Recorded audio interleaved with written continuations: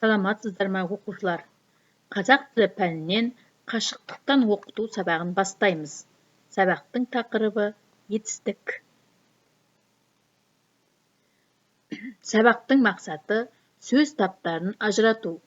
Тірек сөздерді қатыстыра отырып, берілген сурет бойынша сөйлем құрау. Мұғалімнің көмегімен мәтіннің тақырыбы мен негізгі ойды анықтау. Төмендегі критерийлер арқылы сабақтың мақсатына қол жеткізу үшін тапсырмаларды орындаймыз. Критерийлер: етістікті ажыратады, сұрақтарға жауап береді, тапсырманы дұрыс орындайды. Ендеше балалар, етістік туралы бейнероликті тамашалаймыз.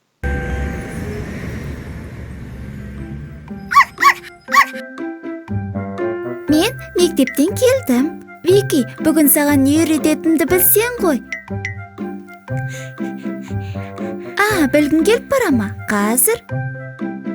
Ол үшін сен менің сөмкемді аш.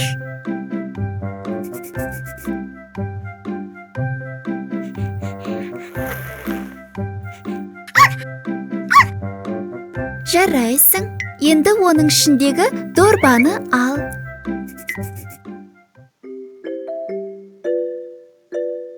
Дұрыс.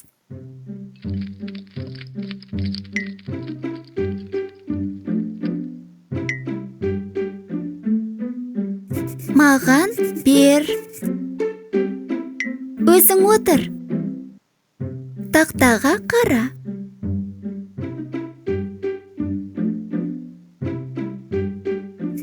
Қара. Аш, ал бер, отыр, қара. Бұлардың бәрі етістік деп аталады.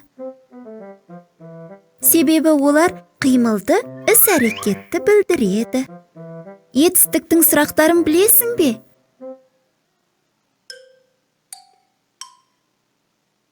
Иә, дұрыс. Не істеді? Не қылды? Қайтты деп айтқың келді ғой.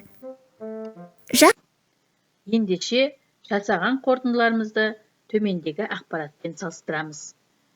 Етістік заттың қимылын, іс-әрекетін білдіретін сөз табы. Етістік құрамына қарай дара және күрделі болып бөлінеді.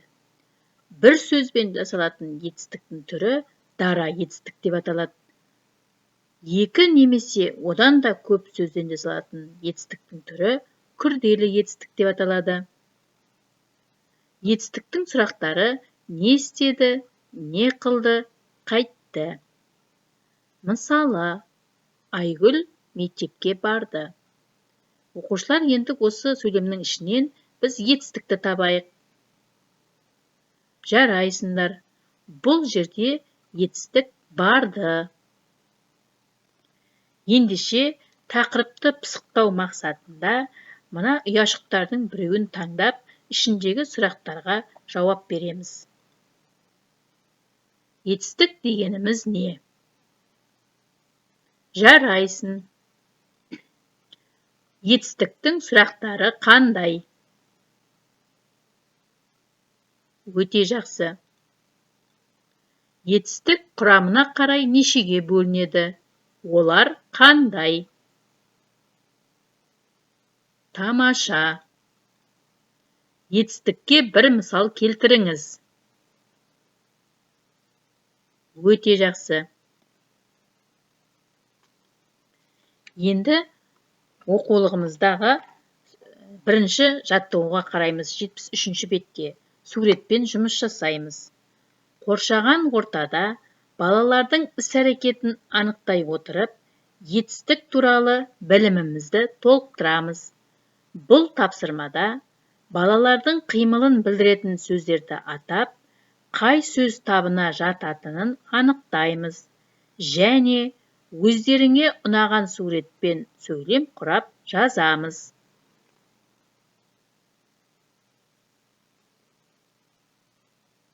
Жауаптарыңызды маған беріңіздер. Барлығымыз балалардың жауабын тыңдайық.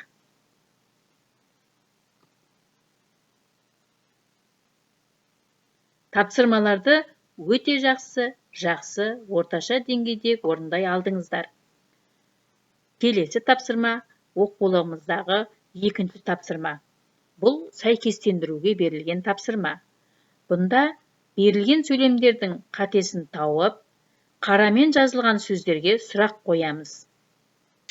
Мысалы, бие қайтеді?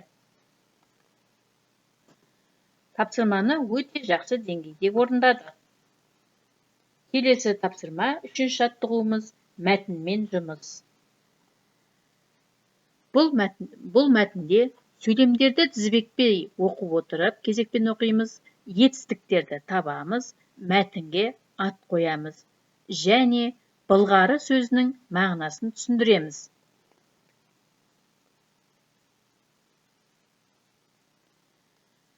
Қазір мен атаған оқушылар бір-бір сөйлем оқи отырып, сол сөйлемдегі етістіктерді анықтап, сұрақтар қояды.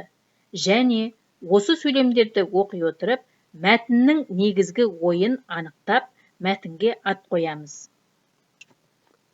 Жақсы, мәтінге қайың немесе қайың ағашы деп те ат қоюға болады екен. Мәтіндегі былғары сөзінің мағынасын білу үшін түсіндірме сөздігінен қараймыз. Тапсырмалардың барлығын орындап болдық. Сабағымызда алған білімімізді өздеріңіз анықтап, бағалап, бас бармақ тәсілі арқылы маған кері байланыс бересіздер. Егер сабақта барлығын түсіндім деген болсаңыздар, бас бармақтарыңызды жоғары көтересіздер. Егер енді түсініп келемін деген оқушылар болатын болса, бас бармақтарыңызды жанына қоясыздар. Ал егер бүгінгі сабақта мен ештеңе түсінбедім дейтін оқушы болатын болса, онда бас бармағымызды төмен қаратамыз.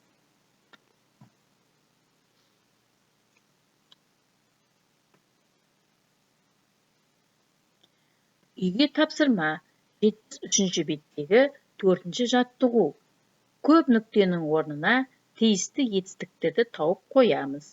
Және 5-ші жаттығу жұмбақты шешуін табамыз. Жұмбақта берілген етістіктер қай құс туралы айтылғандығын табамыз. Назар қойып тыңдағандарыңыз